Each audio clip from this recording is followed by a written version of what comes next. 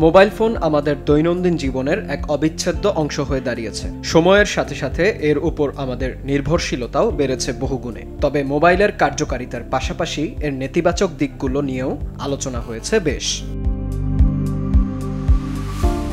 মানবদেহে এর ক্ষতিকর প্রভাব নিয়ে হয়েছে অনেক গবেষণাও। এমনকি মোবাইল ফোন ব্যবহারের কারণে ব্রেন ক্যান্সারের ঝুঁকি বাড়ে বলে আশঙ্কা করেন অনেকেই। এই আশঙ্কা নিয়েই একটি গবেষণা চালিয়েছে বিশ্ব স্বাস্থ্য সংস্থার নেতৃত্বাধীন একদল গবেষক।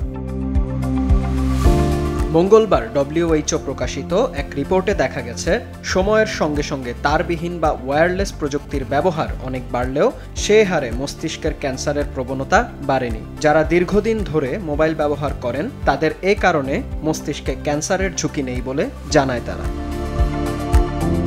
1994 থেকে 2022 সালের মধ্যে অস্ট্রেলিয়া সহ 10টি দেশের মোট 11 জন গবেষক এই বিষয়ে 63টি গবেষণা চালিয়েছে। তাদের এ সকল গবেষণার ফলাফল পর্যালোচনায় এ তথ্য উঠে আসে। তারা গবেষণায় মোবাইল ফোনের পাশাপাশি টিভি, মনিটর এবং রাডারের রেডিও তরঙ্গের প্রভাবও পর্যবেক্ষণ করেছে।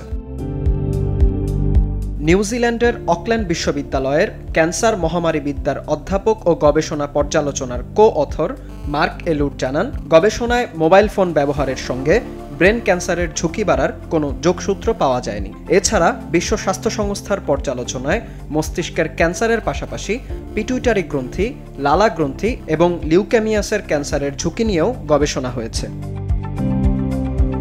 WHO এবং অন্যান্য আন্তর্জাতিক স্বাস্থ্য সংস্থাগুলো আগেই বলেছিল, মোবাইল ফোনের বিকিরণ থেকে স্বাস্থ্যের নেতিবাচক প্রভাবের কোনো নিশ্চিত প্রমাণ নেই। এবারের অনুসন্ধানে এ বিষয়টি প্রমাণিত হলো। বিন ইয়ামিন, RTV।